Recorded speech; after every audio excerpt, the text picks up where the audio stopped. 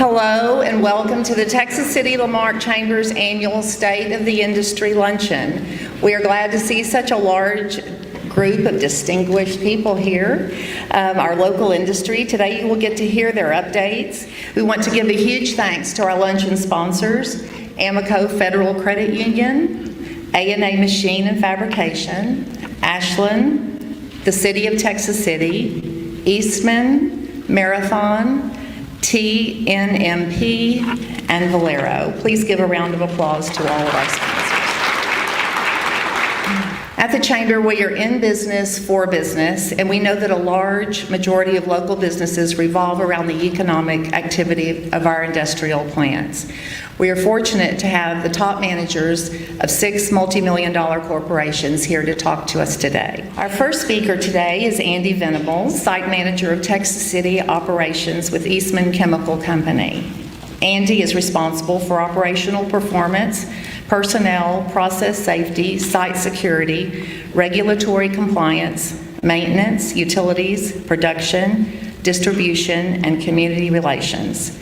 Busy guy, huh? He is originally from Houston and has a degree in chemical engineering from Texas A&M. He began his career as a process engineer at Archer Daniels Midland, then worked in DCS controls for Emerson Process Management. He later went into engineering design at N Global Engineering. His passion for operations management led him back into manufacturing for Bigler Enterprise Products before joining Eastman in 2010. He transferred to the Texas City plant in 2018, and we're glad to have his leadership now in this community. Andy is on the board of directors for the Chamber of Commerce and for United Way. He and wife Addie have 4 children. They like to fish, hunt, golf, and outdoor kids activities. Please join me in welcoming Andy Venables. Good afternoon, everyone. I didn't realize she was going to read such a long bio for me. Before I get started, if you were at the last Chamber luncheon, we're going to try to be a little more prompt than Mayor Johnson and Mayor Bell were, but bear with us. There's several presenters today, but we'll get through this. So this afternoon, I'm going to talk about process safety. I'm going to talk a little about what it means, why it's important, and also our commitment and what the future looks like in process safety. Okay, first I'd like to differentiate personnel safety. Personnel safety is minimizing the risk of personal injury or illness. Personnel safety starts with a commitment, but then it evolves into keeping your teammates and those safe around you. Personnel safety or occupational safety, a lot of people when they think of industry, they see folks in their PPE, right? Their personal protective equipment. They see them in their flame retardant clothing, their hard hats or safety glasses, all that good stuff. But personal safety is much more than that. We do a lot to handle issues around slips, trips, and falls, how we work safely, how we permit jobs safely. So a lot goes into personnel safety. But personnel safety is all about keeping the individual people safe in the jobs they do day to day. So differentiating that from process safety is all about the mitigation and prevention of fires, explosions, and accidental releases. Process safety is obviously important because we want to keep our people safe, but it's much more than that. If we keep it in the pipes, not only do we protect our employees and our contractors, we also protect our environment. We're able to provide product to our customers, and lastly, we keep our community safe, and we earn that respect from our community. Industry does provide good jobs and livelihoods to thousands of people in Galveston County, but we must maintain the right to operate in our communities. So boiling down process safety in simple terms, it's the systems and processes that we have in place, at our facilities to keep it in the pipes. Next, I'm going to go over a few events over history, and some of these may ring a little close to home for some individuals. The first incident I'm going to talk about is the Texas City disaster. Many in this room are aware of this. We have a museum in Texas City. Many folks here may have family members that were involved in this incident. But on April 16, 1947, just past 74 years ago, the disaster happened. Many lives were lost in this incident and very tragic to this community. But throughout history, Many unfortunate incidents have happened and have resulted in loss of life. And anytime these things happen, they've affected our community and our environment. This is what we're here to prevent. Couple things I'll mention about the Texas disasters. We learn from each one of these events. Each event that happens, we learn more and we get better. In the Texas City disaster, we learn things about how to respond to emergencies, how we inform people of what chemicals that we're dealing with, and that we protect people from when incidents happen. We set up safe perimeters around incidents. So our job is to identify these opportunities and continue to improve as industry. The next incident I'll mention is the Flicksboro incident. And resulting from this incident, we learned some things around what we call as MOCs, or management of change. So when we make change to our facilities, we ensure that if we change something over here, there's not an unintended consequence somewhere else in the process. So very, very important that we maintain that discipline in how we change things in our facilities. The next incident is one of the largest, it is the largest incident in industry across the world, and it's the Bhopal, India incident. Very tragic incident. Thousands of lives were lost during this incident. And industry learned a lot of things from this incident. A couple of things that we learned is we view process safety as having many layers. You may view process safety as like the Swiss cheese model, that you have all these layers that stack up and protect you and your people. And if you have some of these layers start failing or they're not in place like they need to be, then you can have an incident can occur. Next, a little closer to home, is the Pasadena Incident in 1989. And resulting from this incident, we learned some things how to be better around how we perform lockout tagout to prepare equipment for maintenance, how we train our personnel every day, and how important that is to keep our people safe.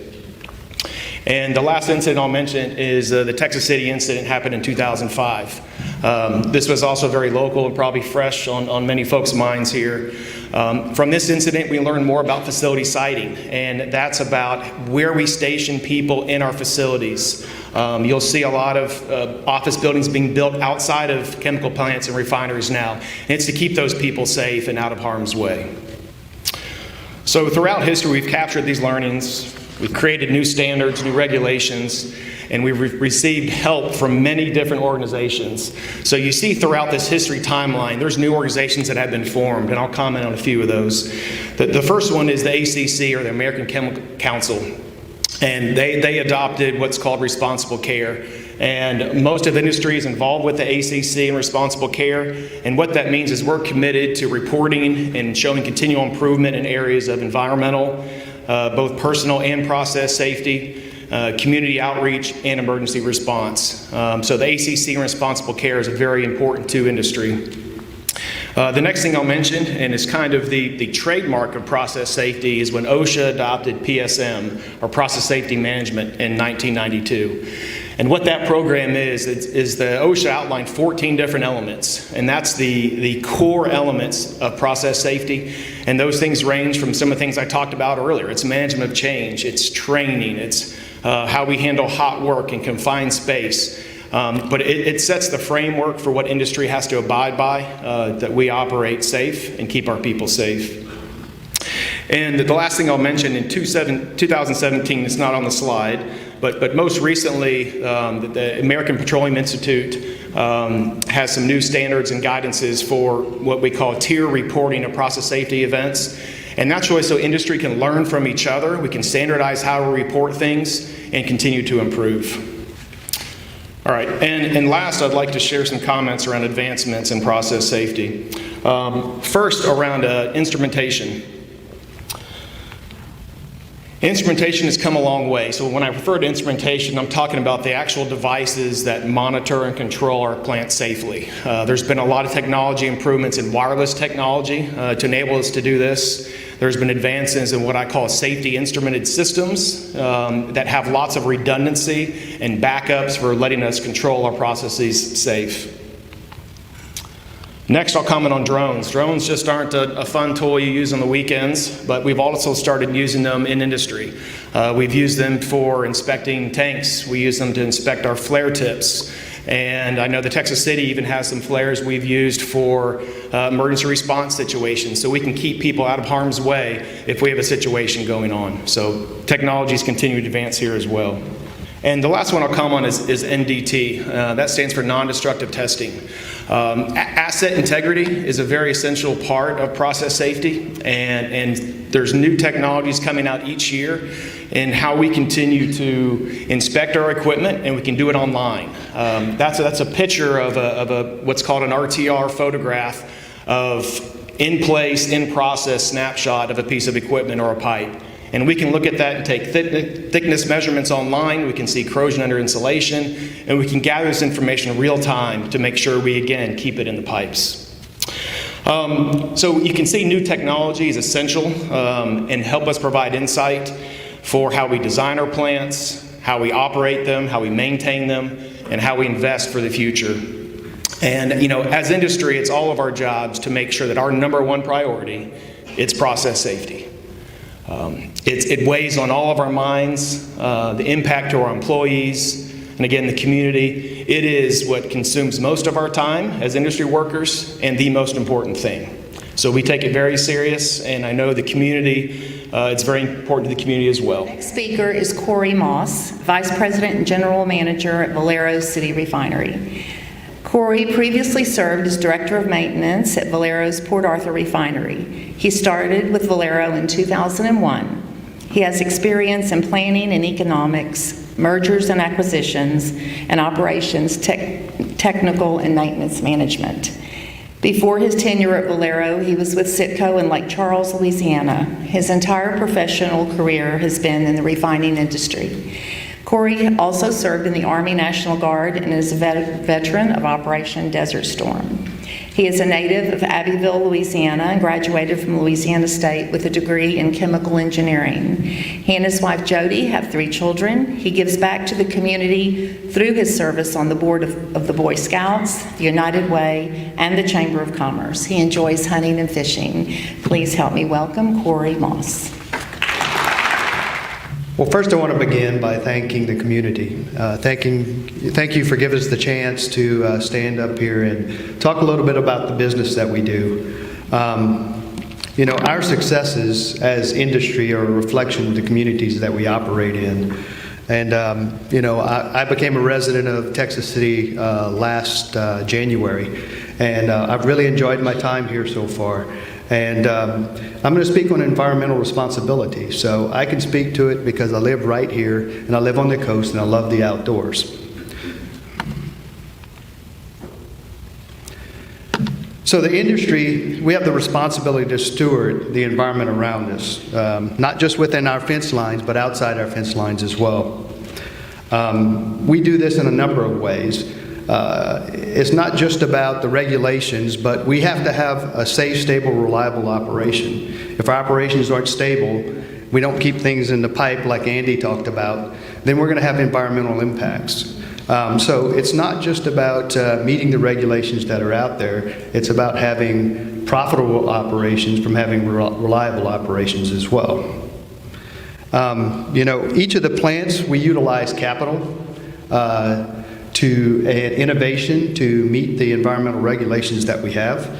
Just as an example, the Valero Texas City plant over the last 10 years has invested over $250 million in environmental projects. Many of those projects, when you look at the news media, they typically take a picture and they like the big stack that's in the back with the water vapors coming out, and they like to insinuate certain things about that. That's actually an environmentally driven project. That's a scrubber.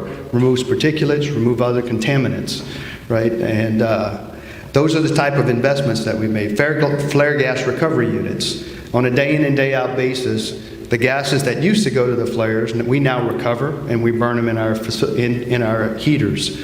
So our emissions are reduced, and that is also an energy conservation part of the business. Fugitive Emissions, LDAR program, Andy mentioned that. That's not just a process safety, but it's also environmentally driven. Just in our facility, to give you an example, to give you more data about it, we monitor about 240,000 points. 150 of those are monitored on a quarterly basis, and gas tests are done at ppm levels, that's part per million level, and then others are visually inspected. So when you look at that on an annual basis, over 1 million points are looked at by 12 full-time employees that do that each and every day. We also have 26 fence line monitors and 4 GCs that monitor the air emissions around our facility. And all that information is also reported up to the EPA on an annual basis. So why are all these things in place? It's because social and communities have demanded that we improve our operations. And so, as much like Andy said, the community gives us our permission and a license to operate. And so we have a responsibility that comes with that. So over the last 30 years or so, since this data comes from the American Fuel and Petroleum Manufacturers Association, so since 1980, the gross domestic product has increased by 180%. Our population in the United States has grown by 40%. Vehicles have doubled the amount of miles that they travel. Energy consumption is up by 25%. Yet, given the innovation and the investments that we have made, we have reduced the 6 most common criteria emissions by more than 70%. We've also reduced ozone by over 30%. So it shows that when we put our mind to it and we invest in it, we can make a difference in the environment around us. So I'm going to share a little bit about Valero, but if you take the time and look at the other industries that are out here, you'll see many similar reductions in emissions from all of the plants in the area. Since 2008, Valero has reduced by energy usage by 24% per barrel that we process. We have had an 89% reduction in flaring events, resulting in a 99% flare-free operation. 32% of the air emissions, with 22% reduction in greenhouse gases. We also have had 42% reductions in wastewater reportable events. We also have focused on millions of gallons of oil recovery, and also partnered with many of our business partners and found through technology and synergies, reduced the amount of waste that we're putting in landfills and using those as recycled materials. So to close on environmental responsibility, like I said, I'm an outdoorsman. I love the outdoors, so it's important to me. You know, the marshes, the estuaries, the coastal waterways that we recreate in, we fish in, you know, we have to make sure we sustain these for generations to come. Second part of what I'm going to talk about is social governance and diversity. You know, the industry's been here for over 100 years, and, you know, it's probably been 4 or 5 generations of Texas City, Marque, and Galveston County personnel have been responsible for the assets that we now operate in the industry. So with that comes responsibility. We make profits for our shareholders. We supply salaries for many employees, and we also supply salaries for many business partners. But at the same time, we have to give back to the community, and we give back to the community in a lot of ways, through our time, through our talents, and through our treasures. You know, there are many nonprofit organizations that benefit from the industry and what we give back. We have many employees that are coaches, they're pastors, they're mentors, they're counselors out there that work in the community to make it better each and every day. So within Valero, share a few stats here. We have 6 core values, and one of our values is caring, and that centers around giving back to the community. And so I'm going to share a little bit about what we do. And once again, I think if you go look at each of the industry partners here, you'll find that in some way, somehow, based on the culture that they have, they give back in ways as well. So Valero did over 150,000 volunteer hours company-wide. We have 450 employees, over 450 employees that are on boards for nonprofit organizations. Our benefit for children through the Texas Open generates about $14 million, And all of that money is distributed back out and given to the communities in which we operate in. Since we've been a part of the Texas Open, we've generated, with our business partners, over $187 million that go to children's charities. In 2001, the Texas City employees themselves pledged $672,000 to the United Way Galveston mainland. And that's a combination of our employees giving and a company match at 50%. So we put our money where our mouth is. So we try to extend the dollars of what our employees decide to give back to the community. The last topic I'd like to talk on is diversity in the workplace. You know, we're right here in Energy Central in Houston, Texas, so we're in a very competitive marketplace. But at the same time, we operate in a very attractive marketplace. We have all the benefits of the big city of Houston, and yet down here in Galveston County, we have the Gulf Coast and what we can enjoy in recreational standpoint. You have Galveston Island. So we should be able to attract the talent that we need within the industry. You know, early on I talked about innovation and creativity, and that's how we've improved ourselves from an environmental standpoint. But as we become even more complex and technology advances, we have to be able to bring in a diverse group of people. And so share a little bit about Valero and where we are in a diversity standpoint is about 19% of our workforce are women and 18% are supervision. 34% of the workforce is minorities, and 23% of the supervision is minorities as well. And about 12% of our workforce are veterans. We find that the military background is a great fit for what we do from a discipline standpoint, from a maturity standpoint. So we hire a lot of veterans. Matter of fact, we have a hiring class right now of 15 operators, and I think about 70% of them have a military background. So, quick little story about diversity and background. So I came into the refining industry in 1993 with Citgo, and there was a pod of 3. And so when I started, I had S.E. Kim was an engineer. He was a Korean. Kim was a white female, and then I got this office in that pod. And on day 2, I opened up the cabinets, and there was a bunch of cleaning supplies in the cabinet. And I looked over at Kim and I said, "Hey, Kim, why do they have cleaning supplies in here?" And she goes, "Well, last week, that was the janitor's closet." So I would bet that if you look at these plant managers, I'm probably the only one that's gone from the janitor's closet to plant manager. But, you know, diversity started, and I learned a lot from S.E. Kim, who was a Korean engineer. He just thought differently. He came from a different standpoint. And I grew because of that. Coming from South Louisiana, growing up in South Louisiana, only living there my whole life, I benefited from mentoring under him and learning the way he thought and how he was educated.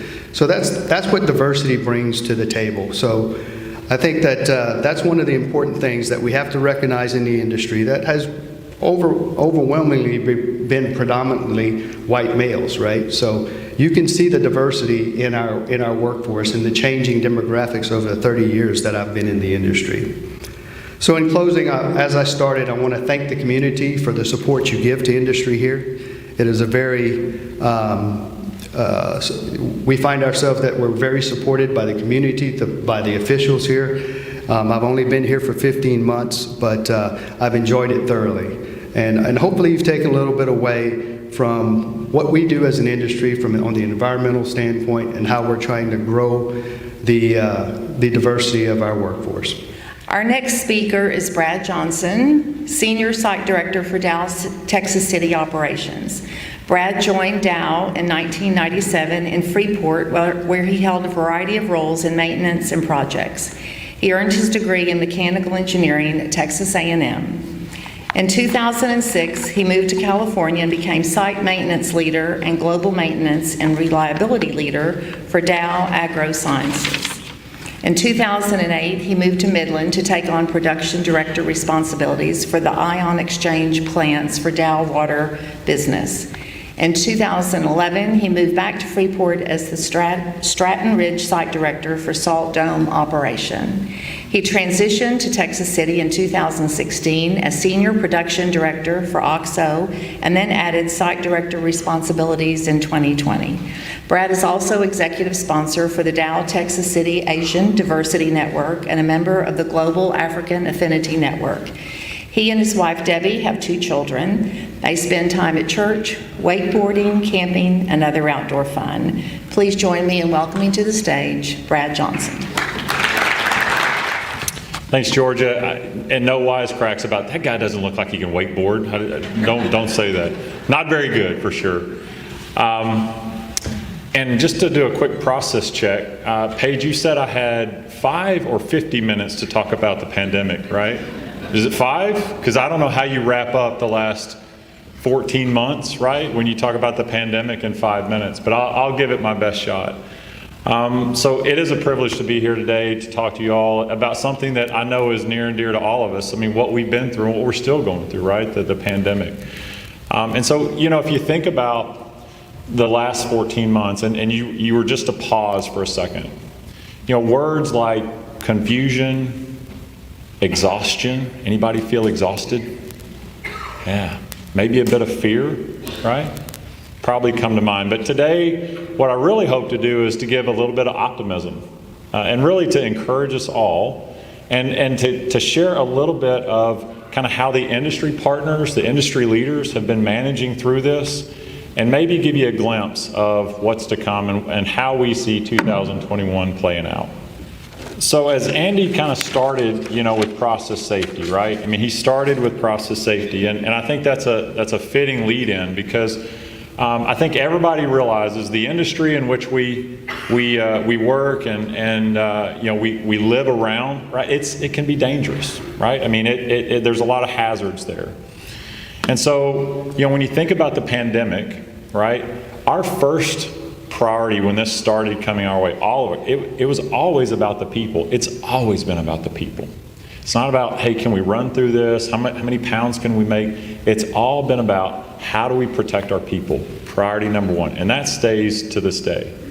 Because the fact is, no matter how much technology you put in place, it'll never replace the qualified staff and the professional operators that we have there 24/7 running the plant to keep that plant safe and to keep our community safe.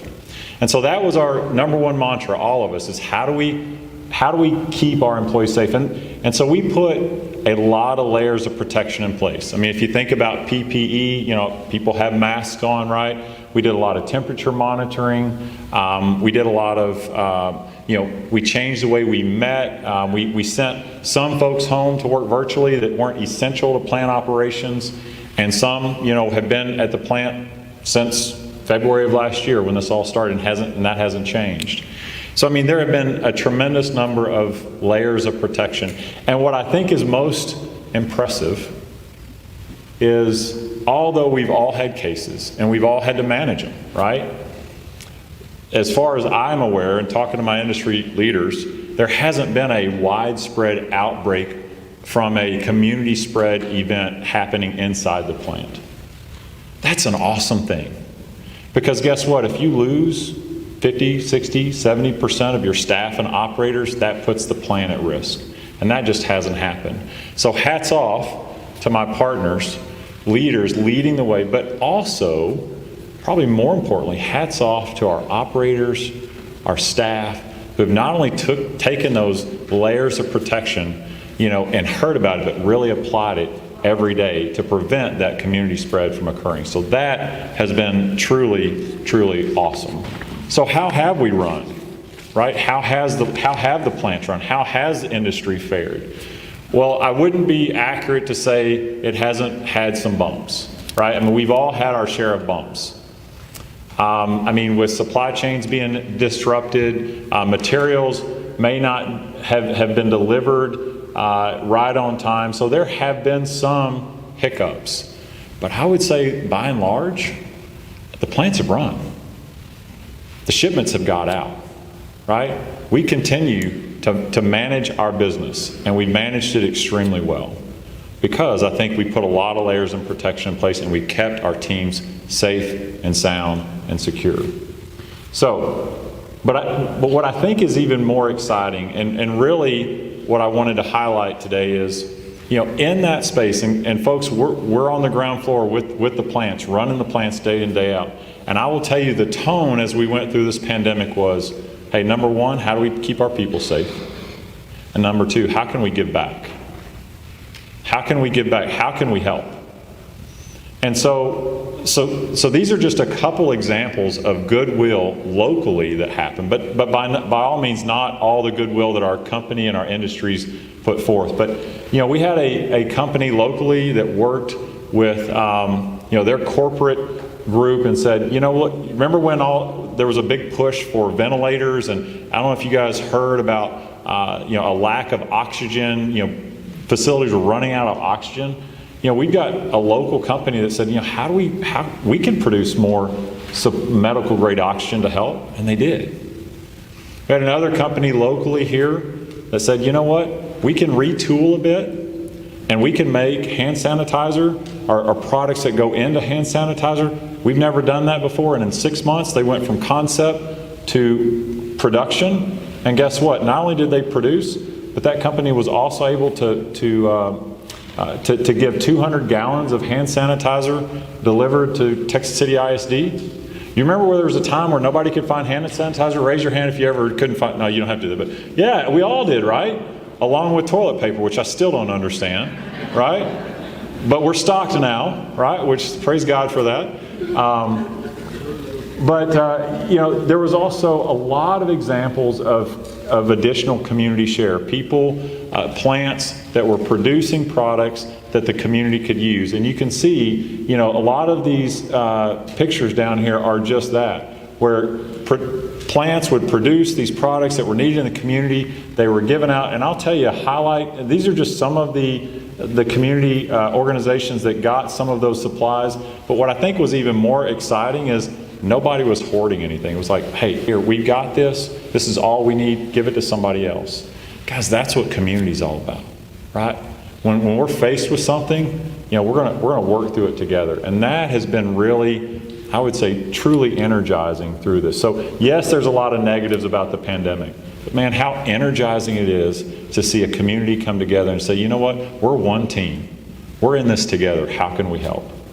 So how have we managed it, right? I mean, did we all have a perfect playbook? I wish I could tell you I had a COVID-19 playbook that I just pulled out and I said, you know what, there it is.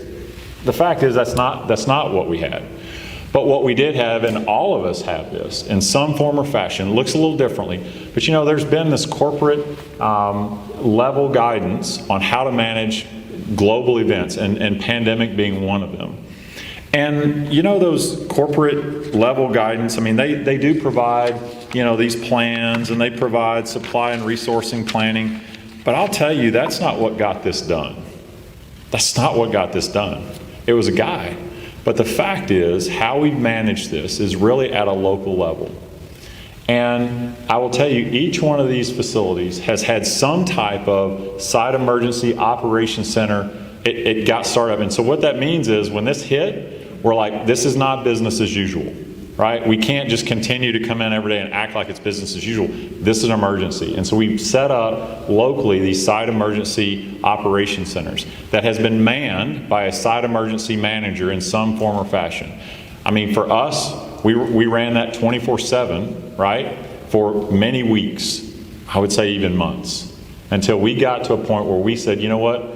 We kind of know how this flows now and what we need to go do. But that's how we managed it. And we continue to have routine touch points even now, right? Even as vaccines are coming out. Hey, what's changing? How do we need to adjust? What does recovery look like in 2021? So what does it look like?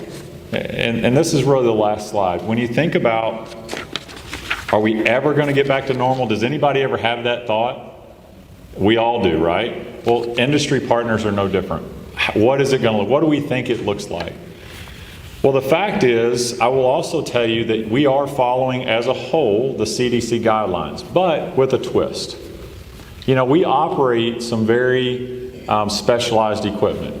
in an industry that is, I would say, potentially hazardous if we don't manage that well. And so I think across the board, yes, we've had the CDC guidelines, but I would say that our approach to it has even been more conservative because we just don't have the option for this not to go well. We've got to keep our people healthy. We've got to keep our plants stable, right? And so in every turn, I think we've been a bit more conservative. So I think what you're going to see is we're continuing to be cautious, but cautiously optimistic, right? So one of the big things that we're looking at, in addition to others, is we're continuing to monitor cases within the community, our community, our county, also within our fence lines. I mean, that's helping us determine what are the next steps. And we do have a phased approach. We are starting to look at, and some plants are a little bit further ahead than others, but we've still had this contingent, right, that's been outside the plant, what we call non-essential. Well, I would say every employee is essential, but they have a duty they can do virtually. We're starting to say, hey, when can we start bringing those back? The vaccines are great. They're out there. They're rolling out. That's making a big difference. So, I think if you were to ask us, I think we see hope. We see optimism. We're encouraged. I know I am. I think 2021 is starting to look more like normal. Just look around you. Does it already look more normal? Yeah, we're all here together. What a great thing, right? So I think we've got that optimism. I think the key for us, and I'll end with this, is folks, we just got to stay together, just like we've done for the last 14, 15 months. Stay together. And you know what? We're going to approach this one step at a time, just like we have the last 14 months. And let's stay optimistic and hope-filled, because I think that's going to be key to lift us up and to keep us moving forward. Next, I'd like to introduce Jim Brumley, General Manager of Operations for Oiltanking North America. Jim has over 25 years of experience in the midstream oil and gas industry. He has directed O&M, engineering, logistics, HSSE, and project development for many major operators over the course of his career. He has an associate's degree in engineering technology from HCC and is a certified member with NACE International as a corrosion specialist. Originally from Charlotte, North Carolina, where he started his career with Duke Energy, in 2010, Jim moved to Houston with Phillips 66 in various midstream roles. He has 4 children and his wife, who is retired after 32 years as an Army nurse and is currently serving our brave veterans at the Houston VA. Both Jim and his wife enjoy riding motorcycles for leisure and to support local American Legions, of which they are both active members. He is also currently on the Chamber Board of Directors. Please join me in welcoming Jim Brumley. It really is a pleasure to be a part of this community. I've been away for a few years, but really glad to be back and be back in Texas and be a part of this group. So, heard a lot of the leaders talk about a lot of the proactive and reactive things that we have to deal with in industry. I'm going to continue on. I know Brad mentioned that we didn't have enough time to talk about COVID, but it really did put a huge impact not only to our industry, but to your industries as well. In our industry, we use that continuous improvement model.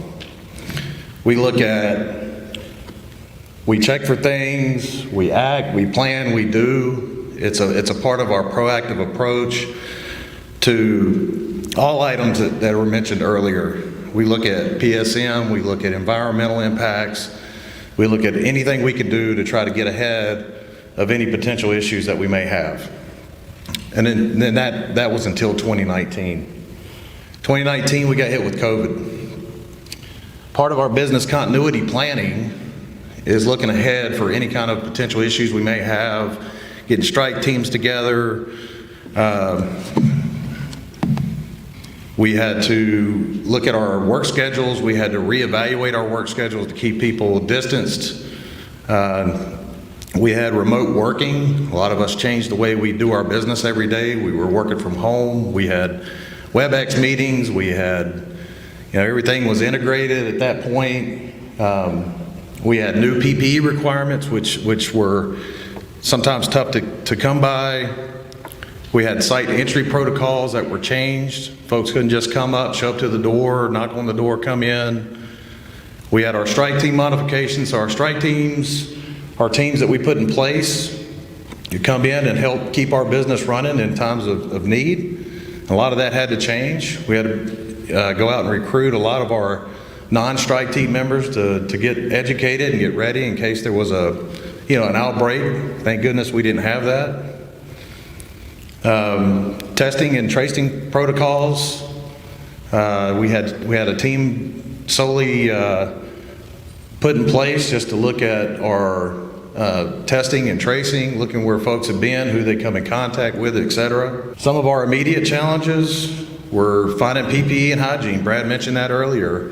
We did partner with Dow to get the hand sanitizer project off the ground and get it moving, and it was a huge challenge just finding the standard PPE that we need just to run our business. So a lot of challenges there.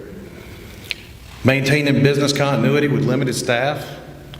A lot of us, again, working remotely. So how do you keep that business continuity, that planning, that strategy to move forward in place, working from home? We had dynamic market conditions. There was a lot of businesses and impacts to our industry, especially in the overseas markets, because of the shutdowns. Huge impacts to some of our both raw and refined products. Our site-specific safety plans changed, the communication to our employees, all that was done remotely via WebEx.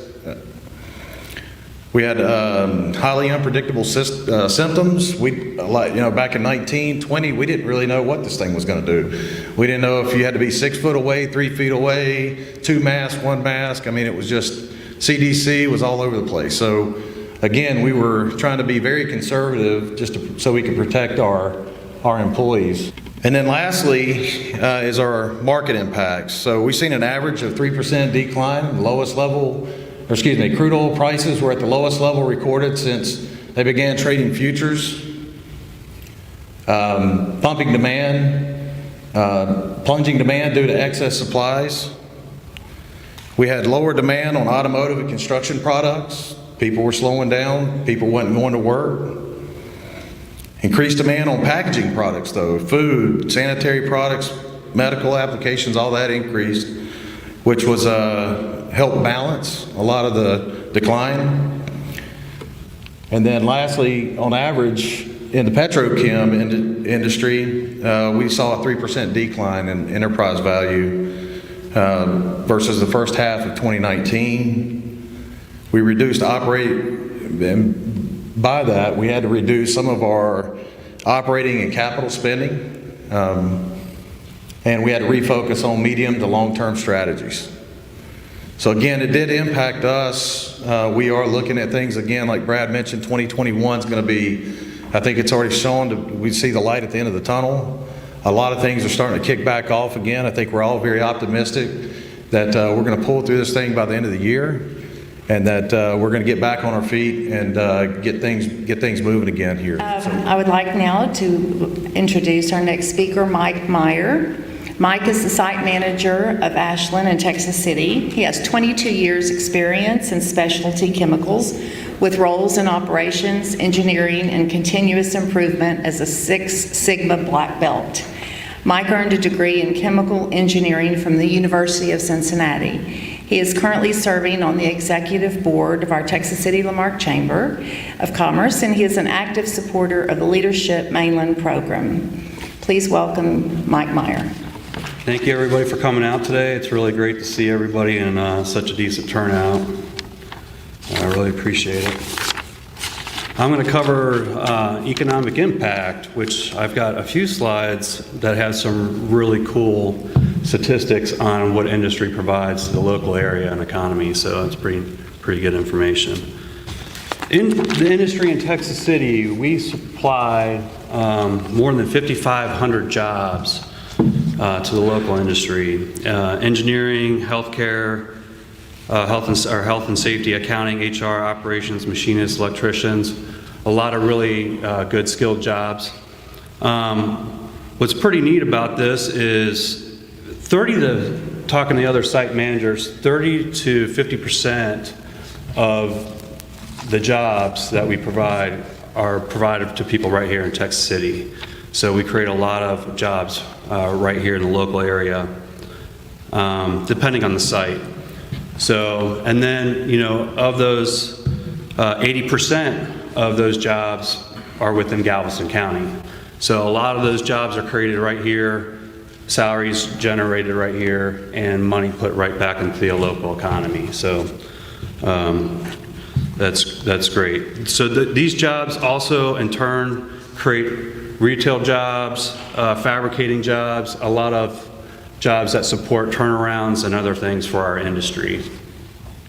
So salaries range kind of starting out to about $45,000 a year, but there's a lot of really good high-paying jobs, I'd say, with most of them being about 80,000 salary or hourly positions, and a lot of those hourly positions, there's opportunities for overtime.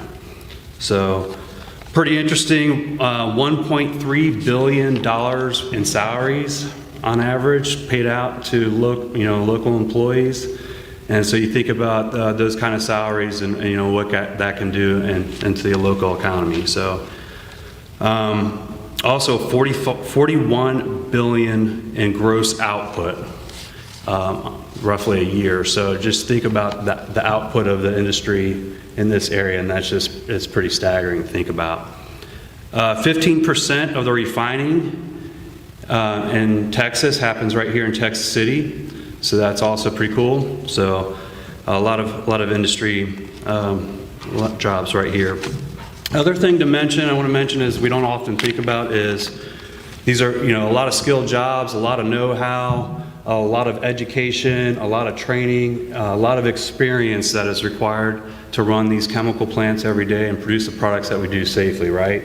So us as industry, we spend a lot of time developing people, training people, and generating a lot of expertise and know-how in our industry to handle the things we got to do every day.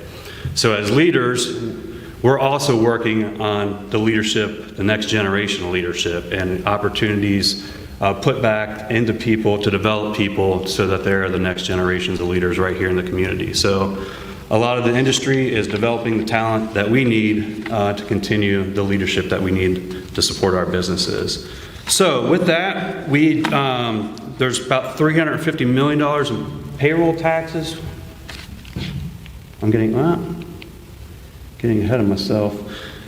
$350 million in payroll taxes generated annually that goes to the city. $50 million in property taxes.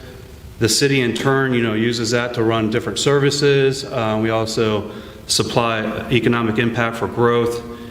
The industry is 1/3 of the tax base for Galveston County, so you can see that's a pretty significant impact. And you can see it in everything that we do around here every day, the impact that we put back into the community as far as a lot of those services and everything that we provide. This in turn, spawns a lot of growth in the area.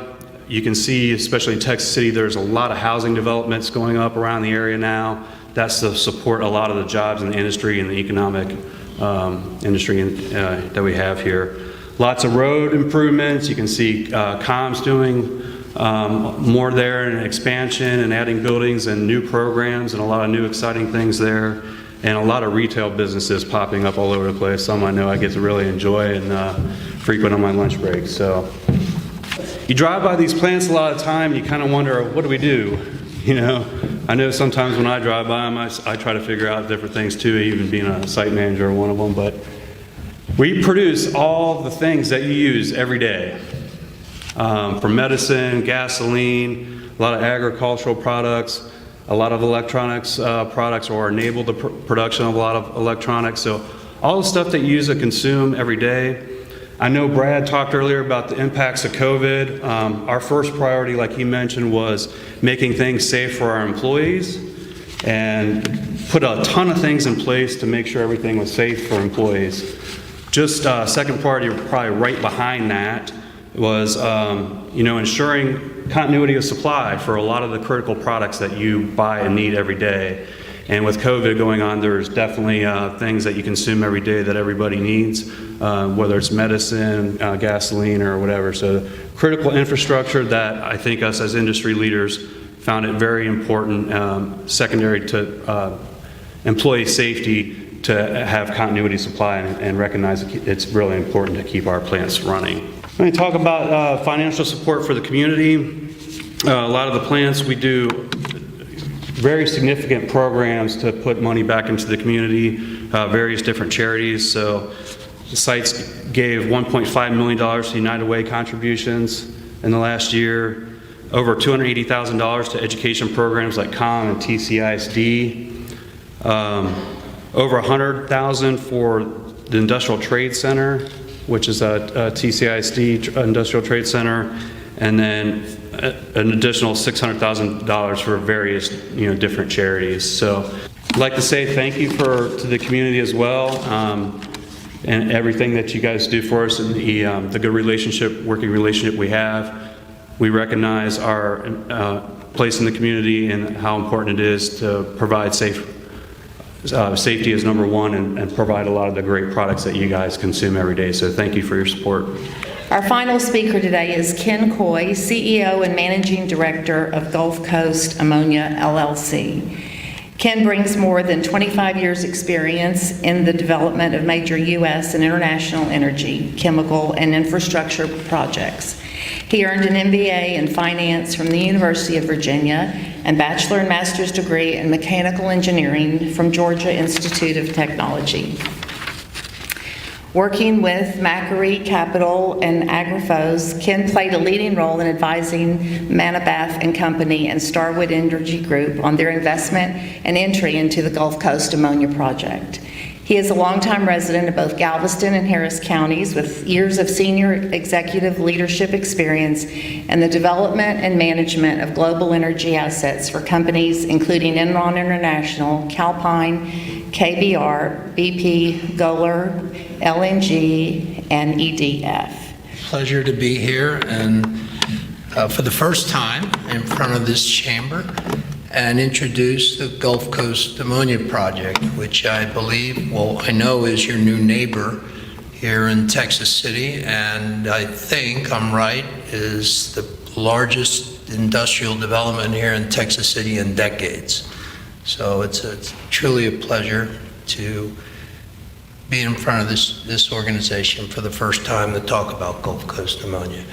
I am here instead of an important partner of mine with Air Products and Chemicals. Air Products and Chemicals is not an equity partner in our project, but is an important partner in our project. They are building an adjacent facility that I'll tell you about in just a sec. They're a supplier to our project. They're building the integrated project on the site at the Eastman Chemicals complex here in Texas City, and they will operate the plant, the integrated plant, under a long-term operating and maintenance contract. So Andrew Connolly was to present today, and Andrew had a personal situation develop, and I stepped in his stead. You will see both me and Andrew in front of you, I think, over the coming years. I only have 5 minutes today, so this is a brief, curt introduction of the project, but I look forward to providing details about our organization and our project in different areas of the project in coming presentations. So Gulf Coast Ammonia, and it was very interesting. I'm sure it wasn't planned, but our project touches on each one of the previous presenters' topics, and I'll try and pull that out as we go through this presentation. The first thing I want to say is, if I go back to, I believe it was Andy's presentation, where he pointed out the 1947 explosion at the, it really happened on your site, Andy, didn't it? If I remember correctly. Yeah, and that was ammonium nitrate loaded onto a ship for export out of the U.S. to Europe after the war. We are not making solid ammonium fertilizer at Gulf Coast Ammonia. We are making anhydrous ammonia ammonia without water, except for just a teeny bit to prevent corrosion. And it is primarily for fertilizer use, but it will be principally exported and used here in the U.S. Exported out of Texas City, it'll be used here in the U.S. and globally to make phosphate and ammonium fertilizers. But we're not making any solid ammonia fertilizer on this project site. Very important. So how do you make anhydrous ammonia? Well, it's very simple. It's a process that's been around for maybe a century, and it requires hydrogen feedstock and nitrogen feedstock run over a catalyst. In our case, that's an iron-based catalyst. It's not a hazardous material. And you produce ammonia. You refrigerate that for transport and storage at atmospheric conditions. And then the end users use the anhydrous ammonia to produce fertilizers, common agricultural fertilizers, even the fertilizers you apply to your own lawns at home or in your businesses. So I mentioned our important partnership with Air Products on this project. We will produce anhydrous ammonia from feedstock provided by Air Products, hydrogen and nitrogen. Most of the hydrogen will be produced on site by Air Products in their facility. They will also pipe some hydrogen to the site from their Gulf Coast hydrogen pipeline network. They call it their HYCO system. Starts over in New Orleans and it runs all the way to Baytown today, and it will be extended across Trinity and Galveston Bays into Texas City. Another important part of our project is our storage terminal, where the refrigerated ammonia storage tank will be located, and the export marine terminal. That will be at the Oiltanking Texas City site. So Oiltanking, Jim Brumley just presented, is an important part of our project as well.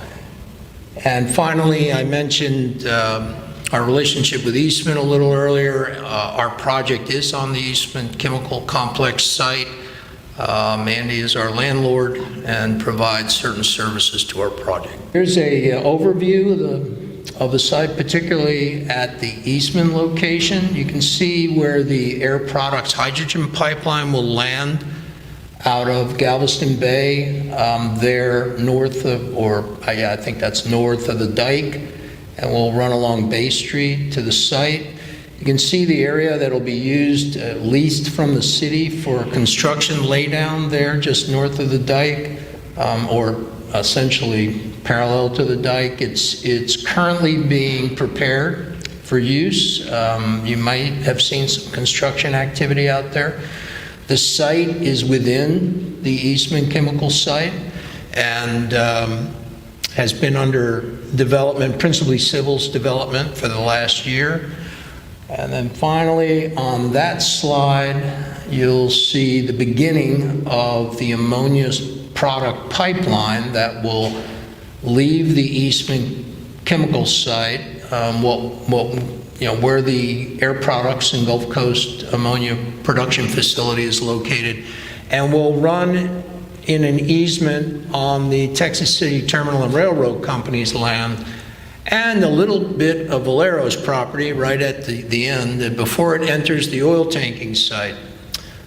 So Valero is also a bit of a landlord for our project, and we appreciate that very much. And then this next slide will show you the rest of that pipeline as it runs by the Valero Refinery and into the oil tanking terminal site to the large green dot, which represents the storage tank. Also, Air Products is leasing land from Oiltanking at their Galveston terminal site for construction parking. And that's to alleviate congestion in Texas City. Construction, there's parking there for up to 1,000 vehicles. Buses will be operated from that parking lot to the construction site so that there's, to alleviate congestion in area around the construction site and on Texas City's roads. So you heard a lot today about personal safety and process safety. This project has a very high level of commitment to safety, both through Gulf Coast Ammonia and Air Products. So Gulf Coast Ammonia is owned by, largely, a majority owner is the Starwood Energy Group out of Greenwich, Connecticut. They're principally a financial investor. But our operating partner is Mabanaft. Mabanaft, it is a funny sounding German name, but it's in German, it's got a link to hydrocarbons. They're a hydrocarbon trading company, and they are the sister company of Oiltanking. They're both owned by a private German family. The name of the holding company is Marque and Balls. They operate out of Hamburg, Germany. So Oiltanking reports up to Hamburg, to Marque and Balls. Mabanaft reports up to Hamburg, to Marque and Balls. So the safety and operational standards that apply at Oiltanking will apply at Gulf Coast Ammonia. And to reinforce that, Air Products is a recognized leader in their industry in industrial gas production in safety, and their safety standards are consistent with those of Marque and Balls. So together we have a strong team, both Air Products as our engineering, procurement, and construction contractor, and as our operating and maintenance contractor. They'll be principally responsible for the day-to-day safety at the site, and we have a lot of confidence in them in doing that. I also want to point out that, we talked about the environment earlier in Corey's presentation. We have a strong commitment to the environment with Gulf Coast Ammonia. This is a state-of-the-art project. It will be the largest single-train ammonia project in the world when it's completed. The storage tank will be the largest atmospheric refrigerated ammonia storage tank in the world when it's completed. For example, all of the ammonia transport and storage is in double-walled facilities. So the pipe is a pipe in a pipe. That's new technology. It was only developed in the LNG industry maybe 15 years ago and is increasingly being used. It's expensive. We've paid the price to enhance the security of ammonia, refrigerated ammonia transport. The tank itself is a tank inside a tank. It's called a cup in a tank design. So these are some examples. There are many more.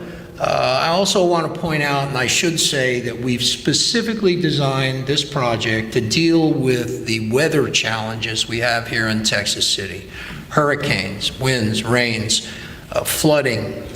All of those things have been taken into consideration and been designed into this plant to protect against an emergency release of ammonia vapor to the atmosphere. We have a target zero emissions policy. We will not flare ammonia unless it's an emergency to prevent an accident.